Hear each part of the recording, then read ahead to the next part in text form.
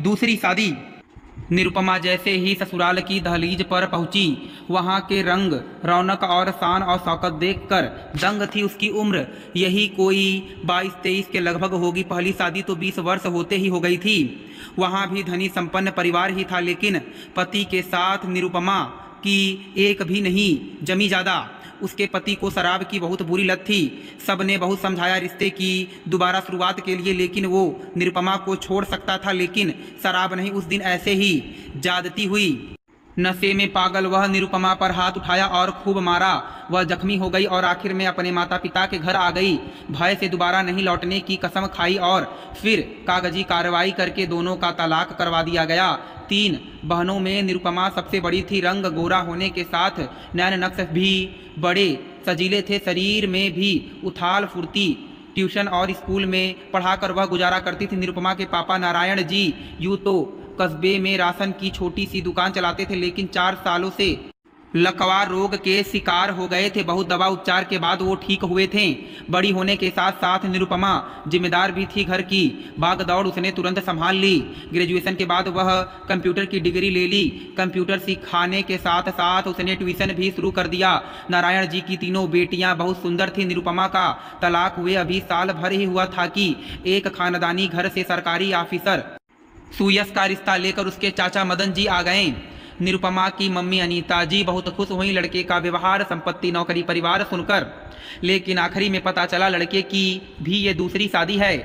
तारीफ तो मदन जी ने बहुत किया था, पर अब सब कुछ फीके पड़ रहे थे। जैसे ही दूसरी शादी की बात हुई, निरुपमा घबरा गई। लड़के के बारे में सुनकर उसे लगने लगा दूसरी शादी क्यों हो रही है, शायद ये भी मेरे पहले पति की तरह होगा। दिमाग में ये बातें चलते चलते वो दांत से अपने नाखून काटने लगी। फिर मदन जी ने समझाते हुए ये कहकर बोझ कम कर दिया कि सुयस की पहली पत्नी बच्चा होते वक्त मर गई। डॉक्टर न बचा सके, ना ही बच्चा बचा, ना ही माँ। अब थोड़ा राहत महसूस कर रही थी निरुपमा। वो भी सोचने लगी मेरे जाने से मम्मी पापा का दुख कम हो जाएगा। सुयस और निरुपमा ने एक दूसरे को देखा और पसंद कर लिया। साथ ही साथ सुयस ने यह भी कह दिया कि निरुपमा के दोनों बहनों की पढ़ाई का वो जिम्मेदारी लेगा। निरुपमा दहलीज पर खड़ी थी कि निरुपमा की दादी सास ने आरती उतार कर उसका गृह प्रवेश कराया। ड्राइंग रूम में जैसे ही वह घुसी, एक बड़ी सी मुस्कुराती हुई तस्वीर देखकर वो स्तब्ध हो गई। दादी सास ने उसका परिचय करते हुए कहा, ये मिलाती है, सुयस की पहली पत्नी। इसे प्रणाम करो और हर दिन सुबह उठकर नहाने धोने के बाद प्रणाम करोगी, तभी दिनचर्या शुरू होगी।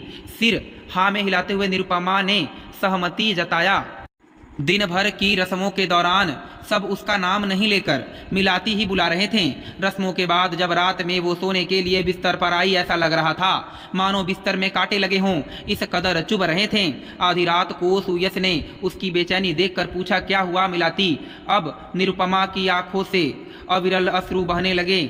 उसने 2 टूक जवाब दिया, कुछ नहीं बस, और वो मुंह घुमाकर चुपचाप सो गई। सुयस ने सोचा शायद मायके की याद आ रही होगी, इसलिए दुखी होगी, और वो भी सो गया। अभी भी निरुपमा की आंखों में बेचैनी से नींद गायब थी। ऐसे ही 1 सप्ताह गुजर गए। वो जैसे मिलाती को महसूस कर रही हो। चारों तरफ उसका चेहरा, उसकी तस्वीर, और सबसे जहन में बातें उसे बहुत दुख कर रही थीं। सबसे ज्यादा तो उसे अंदर से तोड़ रहा था वो था सुयस के मुंह पर भी मिलाती का नाम आ जाना। शादी के अगली सुबह ही उसकी सास ने कहा था, हम निरुपमा को प्यार से मिलाती ही बुलाएंगे, और ऐसा ही हुआ। सबको वही आदत थी, पर उसे लगने लगा था जैसे उसकी पहचान गुम सी हो रही हो। एक दिन निरुपमा की मम्मी का फोन आया विदाई करवाने के लिए। निरुपमा की सास और दादी सास ने सख्ती से मना कर दिया कि वो अभी नहीं जाएगी। आपने कहा था लड़की बहुत सीधी शांत है, लेकिन वह तो हमारे परिवार में ही ढलने को तैयार नहीं। थोड़ी उसकी गृहस्थी बसने दीजिए, सबको अपनाने दीजिए, तभी यहाँ से विदाई होगी। कितने तरह के पकवान उसे खाने को मिलते हैं, काम और खाना बनाने के लिए भी सहायिका हैं, पर जाने उसे क्या चाहिए। सुयस को भी उसने दिल से नहीं स्वीकारा। अभी तक 1 महीने होने को आए थे, पर इतने दिनों में भी उसे लगने लगा था वो मानसिक प्रताड़ना का शिकार हो रही है। बोलने की आदत नहीं थी, पर वो अंदर ही अंदर घुट रही थी। फिर भी उसने एक दिन हिम्मत जुटाकर कहा, आप लोग मेरे नाम से ही बुलाइए ना, मुझे अंदर से अच्छा नहीं लगता वो नाम सुनकर। पर सबने मुंह टेढ़ा कर खुद में बुदबुदाना और फिर वही दोहराने लगे।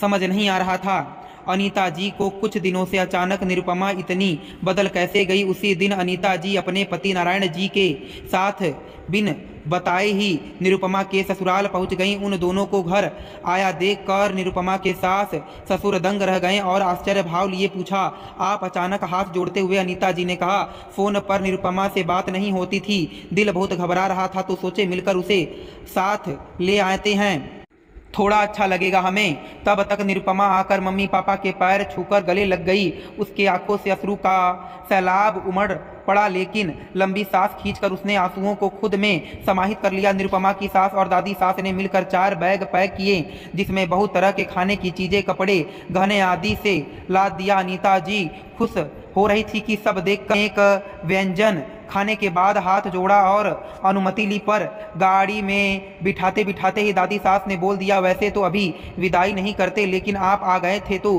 खाली हाथ नहीं लौटाना था, इसे सिखाकर भेजिएगा अगली बार।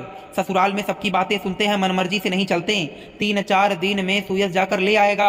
जी कहकर सिर हिला दिया अनीता जी ने और असमंजस से घिरी हुई वो निरुपमा के साथ गाड़ी में बैठ गईं। घर में घुसते ही निरुपमा बहनों पर नजर पड़ते ही उससे चिपक गईं और दहाड़ मार कर रोने लगीं।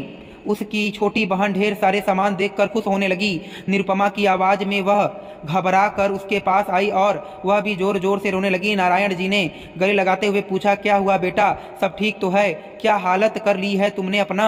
इतने कम दिन में तुम तो बिल्कुल दुबली पतली हो गई हो, चेहरा भी तुम्हारा बीमार जैसा हो गया है। कुछ नहीं बताओगी तो कैसे समझेंगे? अनीता जी ने भी सिसकते हुए कहा, इतने सारे सामान भर भर के उन्होंने अपना स्नेह लुटाया है, हर किसी के लिए इतना भेजा है। इतने बड़े घर की तुम बहू हो, और क्या चाहती हो? खुल के कहो। अब तक निरुपमा के ससुराल वालों ने फोन कर दिया। जैसे ही फोन उठाई गई, अनीता जी नारायण जी ने रोक दिया, ये कहते हुए कि अपनी बेटी की पूरी बात हम पहले सुनेंगे। निरुपमा के आंसू पोंछते हुए बिस्तर पर बिठाते हुए नारायण जी ने कहा, बोल न बेटा, हम सब तुम्हारे साथ हैं। निरुपमा की आंखें रोते रोते सूज चुकी थी। उसने कहना शुरू किया, पापा मम्मी, मैं कैसे रहूंगी वहाँ? क्या मेरी कोई पहचान नहीं वहाँ? क्या मेरा कोई अस्तित्व नहीं? सब मुझे मिलाती के नाम से बुलाते हैं। स्वीकार करना है तो मुझे मेरे नाम, मेरे पहचान से करे। निरुपमा की छोटी बहन ने धीरे से कहा, तो क्या हो गया दीदी? वो उन्हें बहुत चाहते थे, उनकी मौत बर्दाश्त नहीं कर पा रहे, इसमें क्यों इतना परेशान हो रही हो? ऐसे गुस्सा मत करो दीदी, ये भी तो सोचो, जीजा जी ने वादा किया था हमें पढ़ाने का, तुम नाराज रहोगी तो हमारा क्या होगा? छुटकी ने भी सोचा था वो कोई कोर्स करेगी। बस करो तुम लोग, ये तुम्हें छोटी बात लग रही है? जब इतनी फिक्र थी पहचान और मान की तो धनी घर की लड़की को ब्याह कर ले जाना था। इस तरह से तिरस्कार करेंगे तो कैसे झेल पाएंगे तिरस्कार? ऐसे तो वो आदत ही बना लेंगे अपनी मनमर्जी थोपने की। गरीब है तो क्या हुआ, लड़की को फेंक नहीं देंगे। अब फोन करे बताती हो, दामाद जी मना नहीं करते। मुंह पर पानी का छिड़का डालकर वापस आई निरुपमा और बोली, सब एक जैसे ही है मम्मी, ये भी बोलते हैं समय लगेगा भूलने में, भुला नहीं पा रहे। नाम में क्या रखा है? अपनापन और प्यार में कमी हो तो बताओ, मैं क्या करूं? मुझे अपने बहनों की चिंता होती है, बस इसलिए चुप रहती हूं कि मेरी बहनें पढ़ जाएं। छी, ये तू क्या बोल रही है बेटा? एक बेटी की खुशी पर दूसरे बेटी की बलि नहीं चढ़ाना मुझे। तुम सब अपनी जगह कीमती हो, चलो हाथ मुंह धो लो, खाना खाओ, ये बातें बाद में होंगी, थोड़े दिन दिमाग शांत रखो। 3 दिन बाद निरुपमा छत पर कपड़े डाल रही थी तो बड़ी गाड़ी आकर रुकी। उसमें सुयस को ढेरों फल और सामान के साथ उतरते देखा और वो हबड़ा कर नीचे आ गई और अपने कमरे में घुस गई। अच्छे से आदर सत्कार किया नारायण जी और अनीता जी ने सुयस का। सुयस ने बैठते हुए पूछा, निरुपमा नहीं दिख रही? फोन किया तो फोन भी कोई नहीं उठा रहा। दादी मम्मी पापा किसी का जी नहीं लग रहा था तो सोचा ले आऊं निरुपमा को। शक्ति दिखाते हुए नारायण जी ने कहा, आपके घर निरुपमा आपके साथ गई तो इज्जत और मान देना आपका कर्तव्य है। सुयस बातों को समझ गया। हाथ जोड़ते हुए सुयस ने अनभिज्ञ बनते हुए कहा, आपकी बात नहीं समझ पा रहा। अनीता जी ने पास वाली कुर्सी पर बैठते हुए कहा, मेरी बेटी और तिरस्कार नहीं झेल पाएगी वहाँ। अगर आप इसे मान नहीं दे सकते तो क्यों लेकर गए थे? इसकी पहचान, इसका नाम सब खो रहा है, इसलिए हमें आगे बढ़ना पड़ रहा है। कितना टूट रही है वो, आपने देखा है उसे? जी मैंने तो कहा था निरुपमा के वहाँ जाने से आपकी सभी बेटियाँ शिक्षित हो जाएंगी। दरअसल दिमाग से नहीं निकाल पा रहा हूँ, अभी 1 ही साल हुए हैं मिलाती को गए हुए।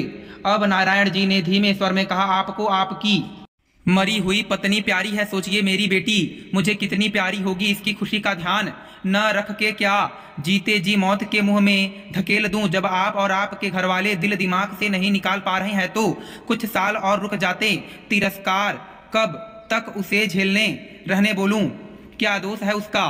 बातें आपके और दुनिया वालों के लिए भले ही छोटी हों, पर जिस पर बीत रही है उसका दर्द कितना बड़ा है। विदाई तभी होगी जब उसके नाम और सम्मान के साथ आप उसे ले जाएंगे, वरना हम विदा नहीं करेंगे। इससे अच्छा तो हम अपनी बेटी को अनपढ़ रखें या खेत बेच कर पढ़ा लें। अगर आपने ऐसी शर्त रखी होती तो हम आगे बढ़ते ही नहीं। शायद हम भी लोभ में आकर जाल में फंस गए। सुयश चुपचाप बैठा दरवाजे और दीवार को टक टक देखता रहा। फिर निरुपमा को ढूंढता हुआ उसके कमरे में गया और बहुत सारी बातें की। बाहर आते बोला, मैं निरुपमा को उसकी पहचान के साथ ले जाने को तैयार हूँ, दूसरी विदाई की तैयारी करिए। सुयश ने अपने घर फोन किया, माँ को सारी बातें बताई और हिदायतें भी दिया। इधर निरुपमा चुपचाप सी तैयार होकर गाड़ी में बैठने लगी। मम्मी पापा और बहनें सब भावुक होकर विदा करने के लिए खड़े थे। सुयश ने सास ससुर को आश्वासन दिलाते हुए पैर छुए और सालियों को बेफिक्र रहने को कहते हुए गाड़ी स्टार्ट कर दिया। ससुराल में अब सब कुछ उसे अलग सा लग रहा था, पर मन में एक डर सा था। फोटो हट चुकी थी, वो अंदर अंदर देख ही नहीं रही थी कि उसकी सास और दादी सास ने आओ निरुपमा तुम्हारा ही घर है बेटा बोलते हुए स्वागत किया। अब मानो उसके अंदर खुशियां वापस आ रही थीं, अपना सा घर लग रहा था। दोस्तों मैं उम्मीद करता हूं कि आपको यह कथा पसंद आई होगी। फिर मिलेंगे आपसे अगली